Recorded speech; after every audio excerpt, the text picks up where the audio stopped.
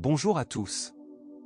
Lors du soudage de la carrosserie de l'impressionnante et élégante A3, des aciers et alliages solides et ultra résistants ont été largement utilisés, et les ailes avant et le capot étaient entièrement en aluminium. Par conséquent, la carrosserie s'est avérée très rigide et indifférente aux effets de la corrosion.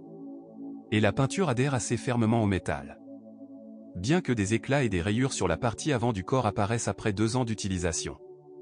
À propos, il existe de nombreuses voitures endommagées sur le marché qui, en règle générale, sont restaurées avec négligence en vue d'une vente ultérieure. Par conséquent, lors de l'achat d'une A3 d'occasion, il est conseillé de faire vérifier la carrosserie par un fer-blantier pour déceler d'éventuels dommages.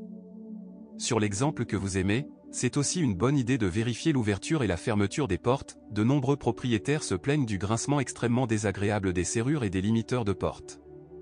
Certes, la maladie peut être traitée facilement et rapidement en appliquant un lubrifiant épais sur les surfaces de travail de ces pièces.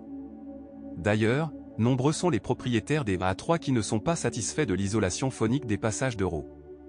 Cependant, il y a de fortes chances que cette opération soit déjà effectuée sur le billet de 3 roubles usagé que vous aimez.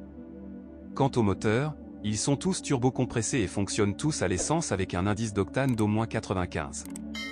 Les concessionnaires recommandent même d'en utiliser 98.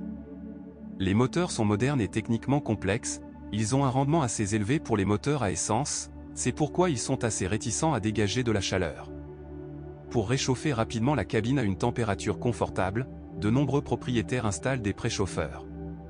L'unité la plus populaire est un 4 de 1,4 litres d'une capacité de 122 ch. De plus, cela ne s'est pas déroulé sans problème. À mesure que le moteur vieillit, il développe un appétit accru pour l'huile moteur. Mais ce n'est pas si grave, le remplacement des joints de tige de soupape ou des segments de piston résout généralement le problème. L'embuscade est qu'après une course de 50 à 80 000 km, la chaîne de distribution s'est étirée. De plus, s'il n'est pas remplacé à temps, une panne coûteuse du moteur peut survenir, les pistons rencontreront les soupapes avec toutes les conséquences qui en découlent. Fin 2014, les Allemands ont commencé à installer sur l'A3 un moteur modernisé du même volume et de 125 chevaux, et au lieu d'une chaîne de distribution, il était équipé d'une courroie de distribution. Il faut dire qu'avec la perte de la courroie du mécanisme de distribution de gaz, le moteur a perdu la plupart de ses plaies. Aujourd'hui, il n'y a pratiquement aucun problème avec ce moteur. On ne peut pas en dire autant de sa version plus puissante de 140 chevaux. Sur ce E4 de 1,4 litres, après 60 000 km, la chaîne de distribution est également rallongée. Les conséquences nous sont déjà familières, réparation coûteuse ou remplacement de la tête de bloc.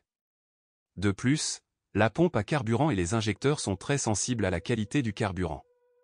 De plus, après 100 000 km, la pompe à eau commence généralement à fuir. Mais si la pompe doit absolument être remplacée en raison de son usure, la durée de vie des injecteurs et de la pompe à carburant peut être prolongée en utilisant périodiquement des additifs pour essence et des produits de nettoyage pour injecteurs recommandés par les concessionnaires. Cependant, depuis 2015, les Allemands ont commencé à installer un moteur turbo de 150 chevaux du même volume sur l'Audi A3. On ne peut encore rien dire de mal à ce sujet, en 2 ans, le moteur n'a pas encore accumulé de statistiques de dysfonctionnement. Le moteur turbo de base de 1,2 litres, 105 chevaux, de 2015 à 110 chevaux, et le produit phare de 1,8 litres se distinguent par des symptômes de maladies similaires, la chaîne de distribution s'étire avec l'âge et une consommation d'huile moteur accrue. Certes, depuis 2014, les Allemands ont travaillé sur les bugs, les moteurs sont devenus plus durables et leur appétit pour le pétrole a sensiblement diminué. La transmission manuelle à 3 roubles a montré son meilleur côté.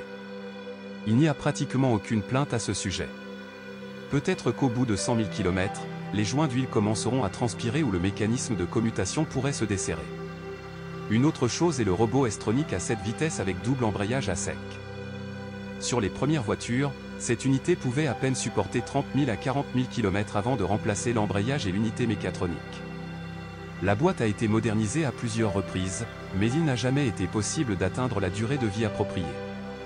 Après la dernière mise à jour du logiciel et le renforcement de la conception depuis 2015, les Allemands promettent une augmentation significative de la durée de vie de l'unité. Entre-temps, les concessionnaires remplacent gratuitement l'unité mécatronique et l'ensemble d'embrayage dans le cadre du programme Culant. La boîte de vitesse robotisée à double embrayage à 6 rapports est beaucoup plus durable, les premiers problèmes commencent généralement entre 80 000 et 120 000 km. il est installé uniquement en conjonction avec une transmission intégrale sur la modification de 180 chevaux de LA3. À propos, le système 4X4 est pratiquement exempt de problèmes, il suffit de changer l'huile du raccord Haldex tous les 60 000 km. La suspension indépendante de LA3 est durable et a une durée de vie décente, bien que le kilométrage de nombreux éléments du châssis dépendent directement du style de conduite. Cependant, la durée de vie moyenne des consommables tels que les liaisons stabilisatrices est de 40 000 à 70 000 km. Les roulements de support des entretoises peuvent résister à peu près autant, voire plus. Auparavant, des centaines de milliers de kilomètres pouvaient nécessiter le remplacement des roulements de roues, qui étaient remplacés comme un ensemble avec le moyeu. Les amortisseurs peuvent durer entre 120 000 et 150 000 km. Quelque part, le même montant est alloué aux bras de suspension arrière. Cependant, ils sont parfois changés plus tôt, lorsque les blocs silencieux commencent à grincer terriblement à cause de la pénétration de saleté et d'humidité. Aucun problème congénital n'a encore été découvert dans l'équipement électrique de LA3, et les problèmes et pannes mineures occasionnelles ne sont pas pris en compte dans les statistiques. La voiture est encore assez jeune. Si vous possédez ou aviez un tel modèle, partagez des informations sur ce qu'il casse et comment dans les commentaires.